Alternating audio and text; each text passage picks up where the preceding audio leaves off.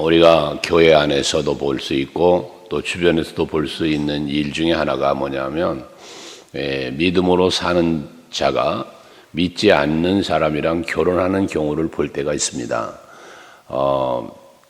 자매가 예수를 잘 믿는데 남편을 신랑을 믿지 않는 사람을 만나게 된다든지, 남자 청년이 열심히 신앙생활 잘하는데 믿음이 없는 사람을 여자를 만나 결혼하는 경우, 그런 경우들이 보면 있죠. 주변에서는 많이 만류하시죠. 보면 만류하는데 서로 좋다 보니 만나게 되고 결혼을 하게 되는데, 그런데 보면 지켜보면 믿음이 없는 아내를 믿음이 없는 남편을 만난 연고로 믿음 생활에 참 걸림돌이 되고 힘들어하는 부분을 볼 때가 있습니다. 근데 오늘 말씀 가운데 보면 그렇게 믿지 않는 남편이나 믿지 않는 아내를 만나게 될 때 버리지 말라라고 말씀을 하고 있습니다. 여기서 버리지 말라라고 하는 그 말씀 속에는 우리들이 버림을 받을 수는 있지만 내가 먼저 버리지는 말라는 말씀이고요. 그 다음에는 뭐냐면 이어지는 말씀이지만, 그렇게 믿지 않는 자지만 믿는 자와 만남이 이루어졌기 때문에 그도 구원받고 그도 거룩하여질 수 있는 기회가 주어지게 되어진다는 말씀을 하고 있는 것입니다. 그러니까 믿지 않는 자가 믿을 수 있는 기회가 주어졌다는 이야기인데, 하지만 그 과정 속에는 많은 어려움들을 겪게 되죠. 우리 교회에서도 볼 수 있는 부분들입니다. 불신자와 결혼하는 것 보다는 믿는 자와 만나는 것이 더 복되죠. 더 행복하게 살 수 있는 길이 있죠. 하지만 부득이 믿지 않는 자와 만났다면 14절에 말씀하시는 것처럼 믿지 아니하는 남편이 아내로 말미암아 거룩하게 되고 믿지 아니하는 아내가 남편으로 말미암아 거룩하게 될 수 있지 않느냐는 것입니다. 그래서 또 대부분 그렇게 결혼하는 분들의 이야기는 그렇잖아요. 전도하려고 그런다. 그 영혼 구원할 수 있지 않느냐라는 이야기를 하는데 과정은 참 어렵습니다. 어쨌든 거룩하게 되어지는 것을 바라보면서 만났으니 15절에 보면 혹 믿지 아니하는 자가 갈리거든 갈리게 해라. 형제나 자매나 이런 일에 구애될 것이 없느니라. 그러나 하나님은 화평 중에 너희를 부르셨다 라고 말씀을 해서, 중요한 것은 하나님과의 관계가 바르게, 내가 믿는 자가 먼저 하나님과의 관계가 바르게 서야 하고, 그 다음 믿지 않는 남편이든 아내든 그도 마찬가지 하나님과의 관계를 화평하게 이루면서 거룩함에 이룰 수 있도록 하는 것을 말합니다. 불신자의 구원에 대하여 포기하지 말라는 의미이기도 합니다. 우리는 언제나 믿는 자만 사는 세상에서 사는 건 아니잖아요. 믿지 않는 자들이 우리 주변에 얼마나 많습니까? 또 믿음이 좋은 사람, 믿음이 약한 사람, 다양한 믿음에 관한 다양한 부류의 사람들이 교회 안에서도 공존하고 있는 것처럼, 다만 우리는 하나님과의 관계가 좋아서 믿음 생활 잘하는 사람이라면 믿음이 약하거나 믿음이 없는 사람에게 다가가 그를 주님께로 인도해야 하는 그런 사명도 우리에게 있으니까 이런 부분을 바울은 말씀하고 있다는 것입니다. 특별히 불신자에 대한 전도, 구원, 포기하지 말아야 할 것을 말씀하고 있는 것이죠. 그래서 말하는 거잖아요. 네가 남편을 구원할지 어찌할 수 있으며 네가 아내를 구원할지 어찌할 수 있겠느냐라는 부분을 말하는데, 사실상 구원은 사람의 손에 달려있는 것이 아니라 하나님의 주권 속에 있는 것이죠. 하기에 우리는 늘 전도에 관한하는, 남편이 됐든 아내가 되었든 형제가 되었든 이웃이 되었든 전도에 관한하는 하나님이 주권인을 우리가 인정하고 믿으면서 우리는 다만 그 영혼을 위하여, 그를 위하여 기도하고 전도하는 일을 포기하지 말고 계속해야 할 것입니다. 여러분들에게도 늘 말씀드리지만, 나와 함께 천국에 가야 할 대상자, 그 대상자를 정하고 그 영혼을 사랑하는 마음으로, 예수님 마음으로 오라고 그랬잖아요. 예수님 마음으로 그 마음을 품고 위하여 기도하고 전도하면 전도할 수 있고, 또 전도는 하면 되고, 그러니까 전도는 해보자라고 우리가 늘 벽에 이 표어도 붙여놓고 있는 거 아닙니까? 그것처럼 여러분들은 그 대상이 누구였든 목적은 영혼을 구원하는 일로 목적 삼고 만남도 이루어지고 삶도 이루어질 수 있기를 바랍니다. 그러면서 17절에 오직 주께서 각 사람에게 나눠주신 대로 하나님이 이 각 사람을 부르신 그대로 행하라. 내가 모든 교회에서 이와 같이 명하노라 라고 말씀합니다. 그러니까 우리를 부르신 이는 하나님이시고 구원하시는 이도 하나님이시단 말씀입니다. 하니까 부르심을 입은 나도, 부르심을 받은 누군가도 전부 다 하나님의 부르심이니까 그 부르심에 합당하게 우리가 살면서 또 하나님께서 그 부르신 그대로 행하라는 말은 합당하게 행하라는 말씀이거든요. 이게 부부 얘기를 앞에 했습니다만은 사실 부부는 하나님 뭐라고 성경에 말씀합니까? 남자와 여자를 하나님이 짝 지어 주셨다라고 말합니다.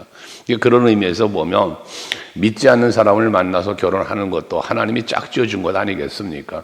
그러면 그 짝 지어 주신 하나님의 뜻이 있으시겠죠. 그 뜻을 우리가 찾고 그 부르심과 그 짝 지어 주심에 합당하게 살 수 있는 우리들이 되어야 할 것을 말씀한단 말이죠. 뒤에는 할례자와 또 무할례자를 말하는데 이 할례자와 무할례자는 뭘 말하냐면 할례자는 택함받은 백성 이스라엘 백성 유대인들이고 무할례자는 이방인을 말하는 것입니다. 그래서 할례자 즉 유대인이 되었던 이방인이 되었던 부르시는 이 누구다? 하나님이시다. 하나님 앞에 두 유대인이 되었던 이방인이 되었던 다 부르심을 입었기 때문에 그 부르심을 입은 그러한 사람이 부르심을 받은 자가 있느냐 할례를 받지 말아라 라고 말하는데 이 할례를 받지 말아라 할례를 오늘날 세례로 해석하는 경우도 있는데 그러면 세례 받지 말라는 얘기냐? 그런 의미가 아니고 지금 바울이 말하고자 하는 핵심은 그 19절에 있죠. 19절에 보면 할례 받는 것도 아무것도 아니요 할례 받지 아니하는 것도 아무것도 아니로되 오직 하나님의 계명을 지킬 따름이다라고 말씀하잖아요.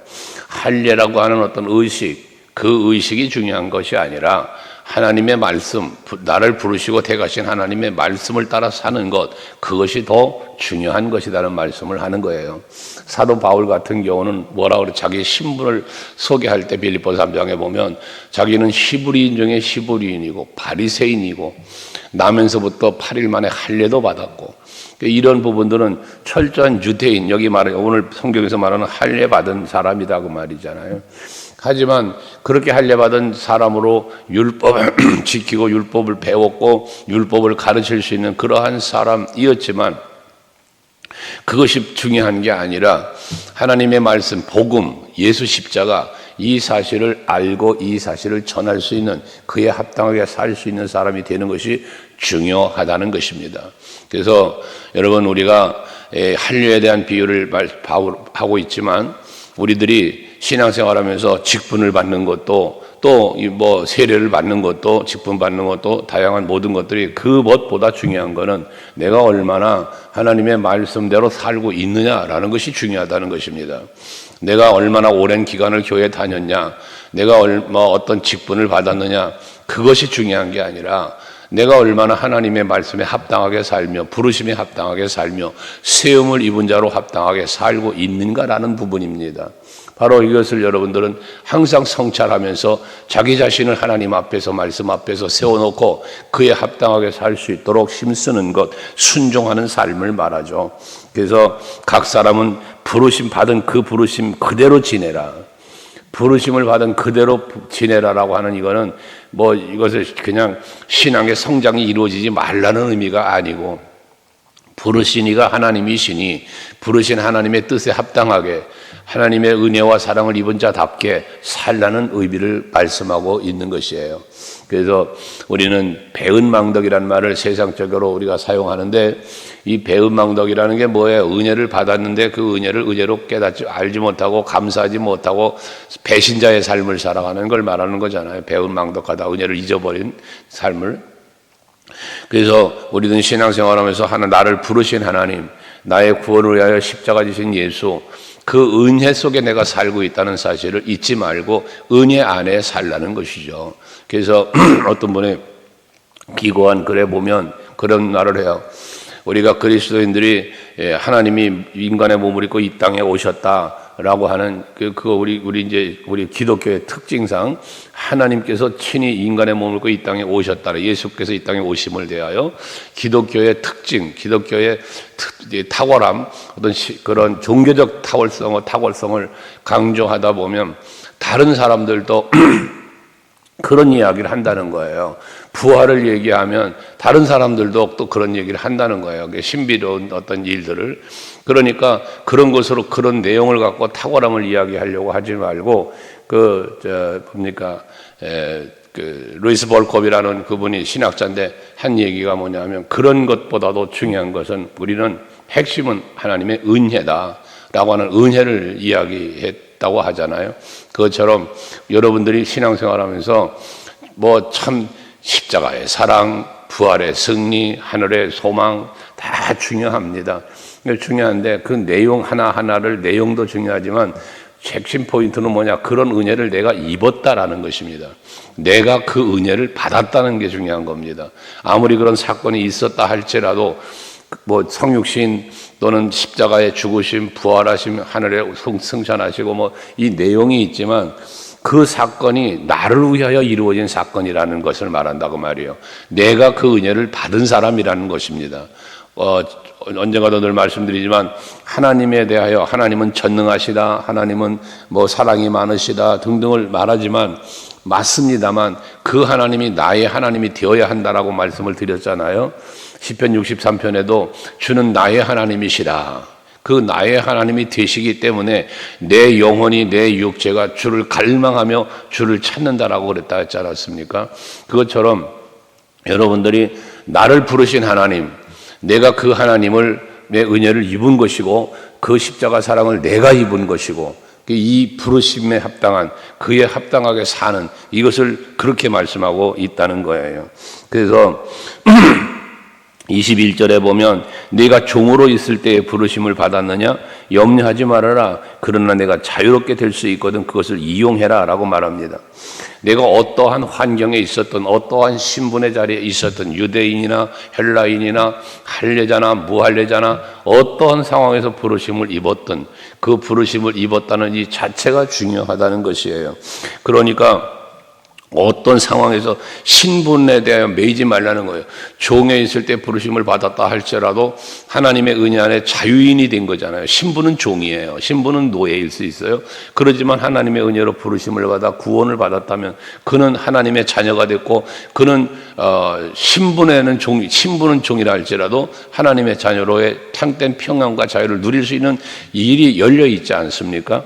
그러니까 거기에 합당한 자유를 누리며 살라는 것입니다. 근데 우리는 오늘날 신앙생활 속에 성도들을 간혹 보면 하나님의 은혜 속에서 우리에게 주어진 참된 평안과 자유가 있는데 세상이 주는 것과 같지 않은 그런 평안을 우리 하나님은 예수 그리스도로 말미암아 우리에게 은혜로 주셨는데도 그 평안을 누리지 못하는 그 자유를 누리지 못하는 무엇인가 환경에 매여 사람에 매여 일에 매여 세상에 매여 그 매여 있는 참 종의 노릇을 하며 살아가는 그러한 분들도 있다는 것이죠. 여러분들 정말 예수 안에서 부르심을 입었고 참된 평안과 자유를 허락받은 우리들이기에 그 자유를 평안을 마음껏 누리시며 살아가는 여러분들이 되시기를 바라는 거예요. 그 누림에 대해서는 여러분들에게 여러 차례 말하지만 우리가 자유를 누리고 평안을 누린다는 그 누림은 어디에 있다고 그랬습니까? 은혜를 은혜로 알며 그 은혜에 감사할 때 그게 누림이라고 그랬잖아요. 감사가 곧 누림이 되는 거예요. 그런데 누림이 없는 사람은 뭐에 감사가 없어요. 늘 불평하고 늘 힘들고 두렵고 근심하고 그러고 사는 거예요. 그건 자유와 평안을 누리지를 못하는 것이에요. 그 누리지 못하는 것은 은혜를 입었지만 은혜를 은혜로 알지 못하기 때문이라는 거예요. 사망의 죄와 허물로 죽어 있는 나를 살리신 분이 예수세요. 그러면 그렇게 자기 생명까지 주시면서 나를 살리시니까 무엇인들 나에게 안 주시겠느냐 말이에요. 자기 생명까지 내주신 분인데 그런 은혜를 입었으니 우리는 두려울 것도 없고 늘 자유롭고 평화로움을 살 수 있는 것 아닙니까? 그 믿음과 소망 속에서 누리는 거예요.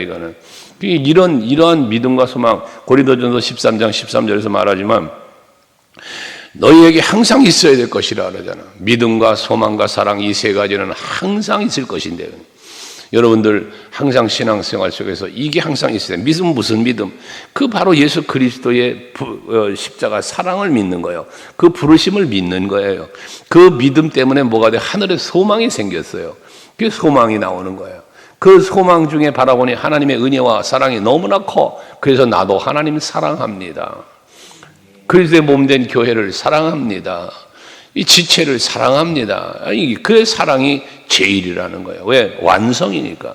믿음과 소망, 믿음으로부터 소망이 생기는 거예요. 그 믿음은 하나님이 주신 선물이라 그러잖아요. 믿음으로 말미암아 소망이 생기니까 그 소망을 누리고 사는 내가 하나님 사랑하게 되는 거고 이웃을 교회를 사랑하게 된다고 말이에요. 그 사랑은 결과적으로 믿음과 소망에 대한 모든 것이 완성되어지는 거예요. 그 성령의 열매의 시작도 사랑이에요. 예수께서 명령하신 모든 것, 성경이 말하는 모든 핵심이 사랑인 거예요. 그 사랑이 임마누엘로 이루어졌고 임마누엘로 영원토록 이루어질 것이라고 그랬잖아요. 하나님의 사랑이. 그러니까 우리들도 마찬가지인 거예요. 그래서 여러분들이 항상 나에게 주신 자유와 평안이 하나님이 내게 주신 은혜라는 사실을 기억하고 감사하며 사는 여러분 되시기를 바랍니다. 그러면서 23절에 말하죠. 너희는 값으로 사신 것이니 사람들의 종이 되지 말아라. 예수 그리스도의 보혈의 피값으로 여러분들은 자유로운 하나님의 자녀가 돼서 자유와 평안을 누리게 되었어요. 그러니 여러분은 사람의 종이 되지 말라는 거예요. 사람이 종이 되지 말고 24절에 형제들아 너희는 각각 부르심을 받는 그대로 하나님께 함께 거하라. 사도 바울은 갈라디아서에서 그러잖아요. 내가 하나님을 기쁘게 할까 사람을 기쁘게 할까. 이걸 놓고 자기 자신을 분명하게 밝히잖아요. 내가 하나님을 기쁘게 하랴 사람을 기쁘게 하랴. 내가 만약에 사람을 기쁘게 한다면 난 하나님의 사람이 아니다 라고 말하지 않습니까? 이것처럼 바울은 철저하게 하나님 중심으로 예수 십자가를 중심으로 산 사람이야. 십자가밖에 자랑할 게 없다면서. 이것이 바로 부르심에 합당하게 사는 성도의 삶의 모습. 이거 바울 사도이기 때문에가 아니라 우리 모든 성도는 바울처럼 그런 마음으로 그런 신앙으로 살아야 할 것을 말씀하고 있는 것이죠. 오늘도 하루를 사시면서 사람의 종으로 살지 마시고 하나님의 사람으로 하나님과 함께하는 삶을 살아가는 여러분 모두 될 수 있기를 바랍니다. 요셉을 보시면 답이 나옵니다. 요셉은 노예로 팔려갔잖아요. 보디발의 집의 종이에요. 노예예요. 하지만 그는 사람의 종으로 살지 않았어요. 하나님의 사람으로 살았지 않았습니까? 그 결과가 요셉을 만들어낸 거예요. 그러니까 여러분들도 하루하루 사시면서 사람에 매여 살지 마세요. 세상에 매여 살지 마세요. 오직 여호와 하나님의 말씀에 붙잡혀 사는 여러분들이 되시자는 거예요. 오늘 본문에서 말씀하시는 내용으로는 부르심을 받음에 합당하게 살자고 말입니다. 그것이 하나님께는 기쁨이 될 것이고 여러분들에게도 참된 복이 될 줄 믿습니다. 감사하며 하루를 사시기 바랍니다. 기도하시겠습니다.